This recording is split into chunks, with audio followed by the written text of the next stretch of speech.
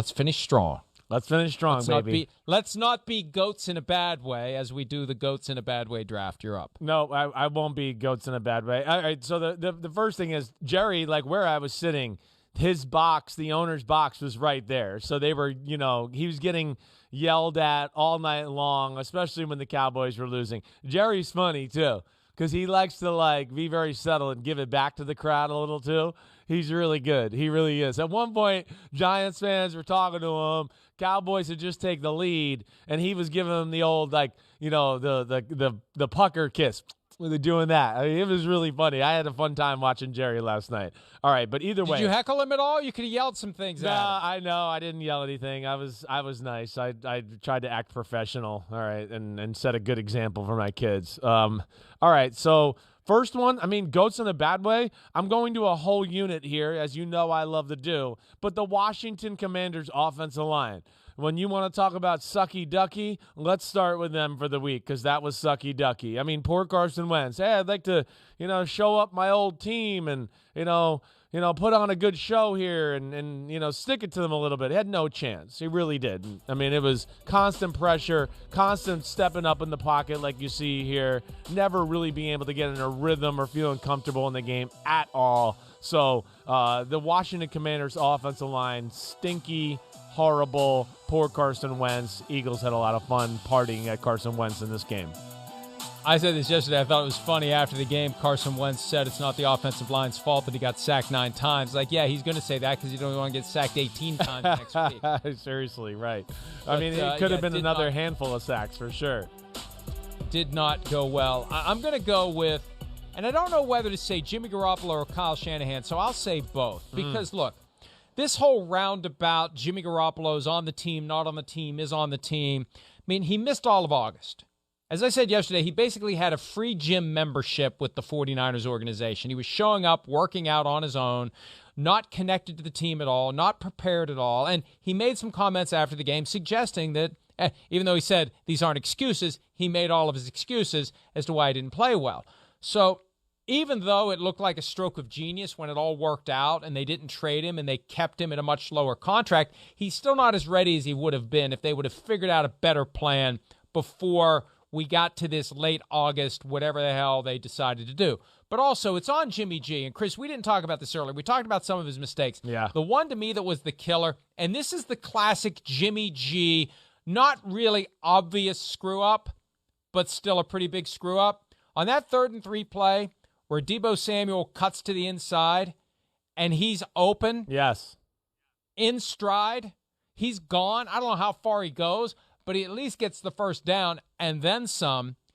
And Jimmy Garoppolo throws it so far behind him, the guy who is struggling to keep up with him almost picks it off. And it was a throw I could make. That's how easy of a throw it is. And he just flat out missed him. How can you do that? Between running out of the end zone and everything else he did. But that was the moment where it doesn't scream out to you, game changer. But when you look at the circumstances and what was going on in the game then, if he makes that very easy throw, they very likely win. I don't disagree, Mike. There's a few moments in the game where we could go back. And I have a similar feeling with Buffalo, against Miami.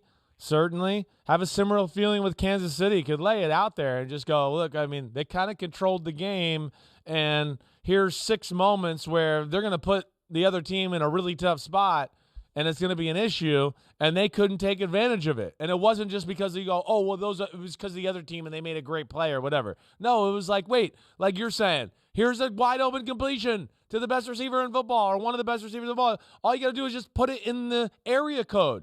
But it's not even close, let alone, like we talked about earlier, Mike, we had the play that Collinsworth showed where Debo's running up the right sideline. The plays are him. I don't need to talk to shit. It's touchdown. How about the other one where he's going up the left sideline on Josie Jewell and has to turn around and catch it backpedaling and catch it like a punt?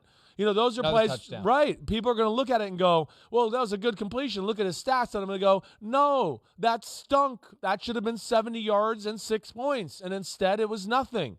So that's where, to your point, yes, it's shocking at times that he could do stuff like that.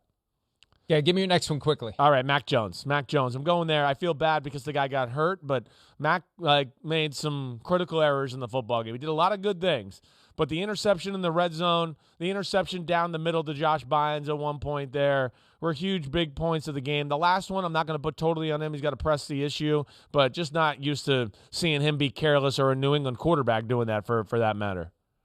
I'm going Tom Brady. I mean, sometimes the GOAT can be a GOAT. And we talked about this last segment, but at the end of the day, and Todd Bowles said this yesterday, even though he's confused about the mechanic that resulted in 20 seconds, not 25, Tom Brady is the one who's in charge of making sure the play gets called.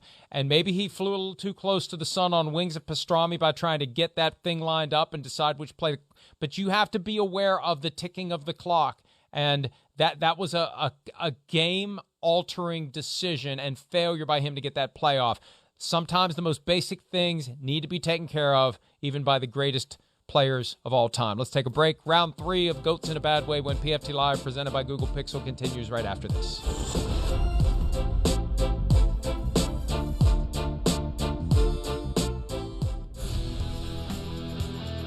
All right, Goats in a Bad Way, round 3 for week 3. Chris, what do you got? All right, I'm going to go with my boy Blue here. All right, there's some other ones that are out there. Yeah, but I'm going to do it. I'm going to show that I'm capable and I'm not biased, right? My boy Blue is the man. I mean, to me, certainly Lamar, him, they're the hottest quarterbacks in the game. I know Jalen Hurts has been really good and Tua has been really good, but the whole team is about Lamar and Josh Allen. They carry the squad. To miss the fourth down throw, right, the little out route to the right side. I mean, Josh Allen, we saw almost every throw he made in that game was more difficult than that. So that was shocking. And then one other element where I don't know if he got confused the rules, but not spiking the ball in the end of the first half, right? And the fact that they threw the ball out there. He bumbled the snap, and I don't know if he didn't think he could still spike it, but he could have. He throws it out to Stephon Diggs. They don't get the field goal. That obviously came back to bite them in the butt. I'll go with, and there are a bunch of Chiefs players and moments we could focus on. Yeah. But whatever Chris Jones said, and we still don't know what he said, but whatever he said to extend the game-winning drive, it had to have been bad enough to get the referee who was standing right there to throw a flag. And who knows what it was. But in that moment, that gave the Colts the opportunity to win that game. We are done. Thanks for some of your time. We'll see you on Wednesday morning. See ya.